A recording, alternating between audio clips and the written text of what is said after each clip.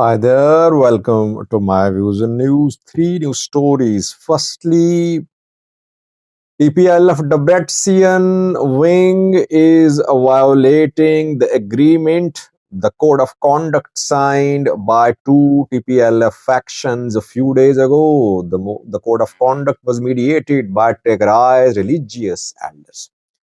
Secondly, Sudan has withdrawn its ambassador to Kenya. Tensions rising between the two countries, Kenya rejecting Sudanese allegations. And lastly, did Eritrea threaten the US? Video clip of Eritrean shocked affairs in the US is in circulation, showing uh, his version of what happened in 2017 between Eritrea and the US. Let's start, viewers. Firstly, Tigray People Liberation Front's two groups led by Debrecen Mikhail and Gita Choreda almost a week ago signed a code of conduct. They agreed to avoid inflammatory, hateful content speeches against each other. They agreed to work jointly for peace and stability and to protect the interests of the people of Tigray.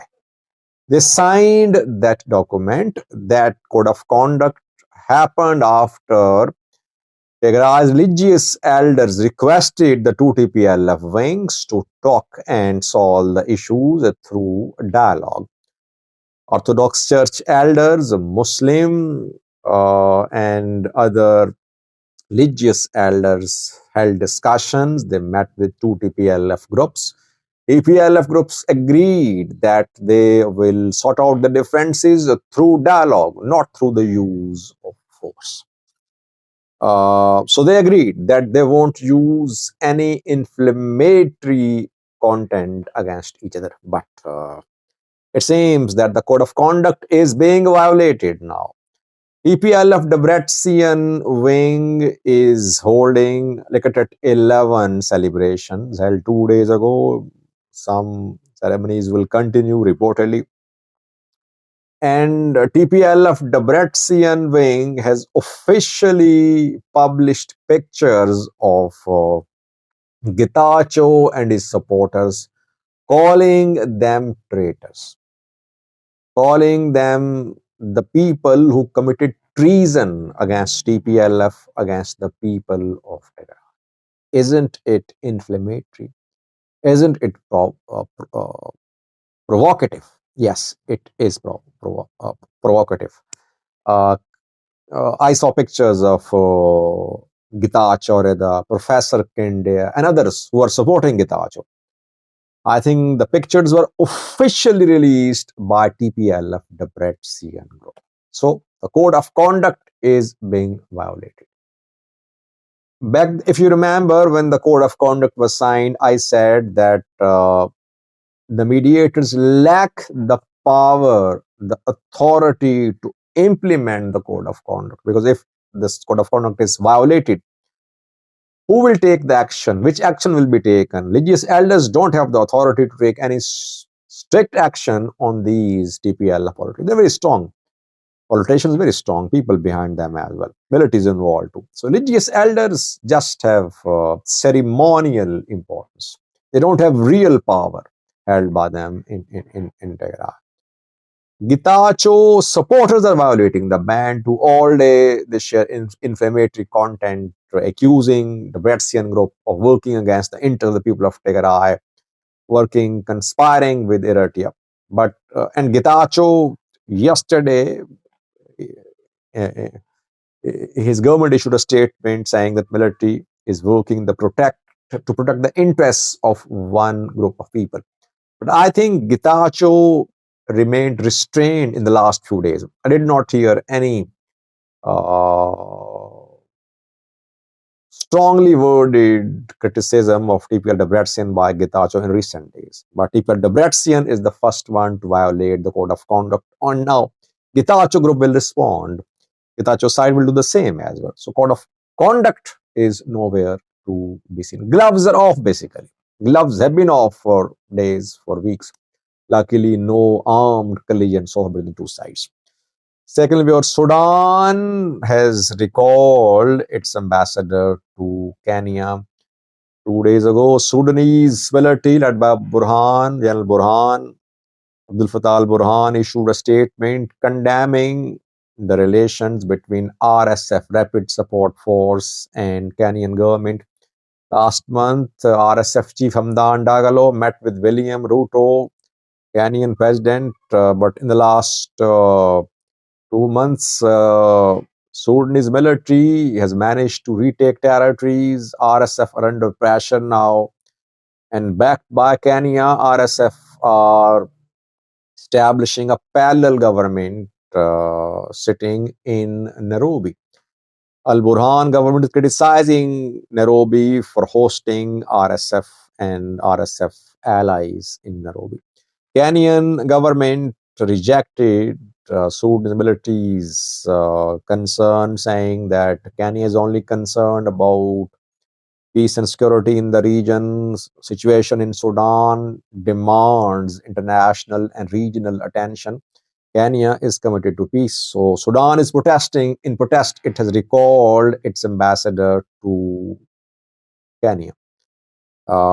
Kenya, if you remember in the past, called for deployment of international peacekeepers to Sudan. I think Ethiopia backed that call too.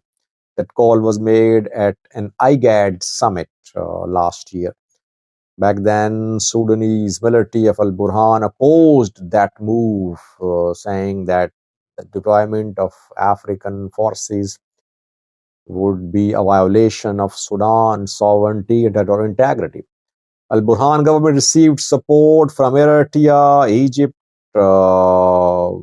Turkey, Iran, and it has managed to change the battlefield balance. Tides have turned in Sudanese civil war in favor of Sudanese military. Though still, Sudanese military is not in control of entire Sudan. It's very difficult for military to retake Darfur. Sudan is virtually split now. Western Sudan under RSF and allies, Eastern, Central, Northern Sudan under the control of military and military's allies. Lastly, viewers, did Eritrea threaten the US in 2017? Did it warn the US in 2017? This is what is being claimed by an Eritrean shock the affairs in the US, evoked as Eritrean shock the affairs in the US. I have a clip for you. You can listen to what he's saying. The shock affair says that in 2017, Eritrea protested to the US after US banks tried to stop flow of remittances, flow of dollars from the US to Eritrea. The dollars were being sent by Eritrean diaspora community, but US banks were creating obstacles. Eritrea raised this matter, and it warned the US government that it will stop using dollar for its trade with other countries, etc., if US does not solve this issue.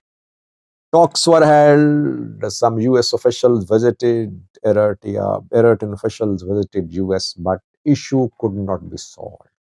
That is why Eritrea stopped using dollar. The Eritrean shock affair says that basically Eritrea raised voice against the hegemony of US dollar. It happened 7 years ago. Now other countries are following too. They're saying that US should not be allowed to impose its currency on all the countries. Now the countries are also choosing their local currencies for international trade. BRICS also planning to launch their currency too. In principle, I back the shock affairs stance that yes, why should dollar be allowed to monopolize? Countries should strengthen their own currency. But I'm not sure about the threat that Eritrea threatened the US. It warned the US that it will stop using US dollar, and it happened to us. I'm sure about that. Watch the clip. You can hear what the Eritrean shocked affairs is saying. Thanks for watching. دولار تونن عالم كا بدولار يزتكم أمريكا بتريو زلات أباين زي يكونوا عكايدا بزحات هاجرات تقطعين دولار متكام قد فوق الله هجي بزحات هاجرات قديفنا لنا حدنا بخل كرنسي نقدر نقبرينا بلا الله نا أمريكا زي سنبد نجاري كليل نجاري خلنا كنتات كم تغير زرق نجاريها إيرترا قلتشين عسر شوعتن يعني أمريكا هم إلى نجيرة قلتشين عسر شوعتن ركبات قبر نير ذكروت هينكم نا أمريكا الأخوات إيرترا هيدم نيرهم نا إيرترا الأخونا بزندا متسأخ تسلست جزية ركبات تغير نيرو شو ذكرن بتركب سلد نوركو الديليجيشن ناتنا زي أول ساعة نبر حزبنا مس عدو زلورك ناي جنزب من قصاص ناي دولار أبانكتات ببانكتاتكم أبيلكم تفطروا دلهم عنكفاتات تطوابلو نعهم ناي تقمكم نيو ده يتعريوهم كونجن إيرترا دولار قديفا بخال كرنسي ناي نقد السراح تجمر تخليها يلوت ناتنا دلقش مس نجارهم شبت بديلهم شو دحان كنا تعرياري إنا زن بانكتات ون تحابرا هم دلون كنقبرينا سخاتكم كتقبروا تقولوا متعري وممكن حجزوكم إنا يلو تذكروا تهاينكم شو نا فيدرال ريزيرف حدا ديليجيشن إيرترا هيدو نيرو أو قنيم مستن بانكتات إيرترا سريحون تاو هينو يوم تسأليهم ما ثانتبي زي دولار هين تكملنا تسوق ولا أفكم حزو كن حجزوكم إنا خنا تعرارينا قال يميلهم نيرو تغلتشين عسر شو عتن إيرتراز بلوتو بزحات هاجرات حجي أو أتولوا مالتي إذا كنا تغيري إذا ناي تجابا كايدا أي واتني حجي كيدكا نحبر ربحة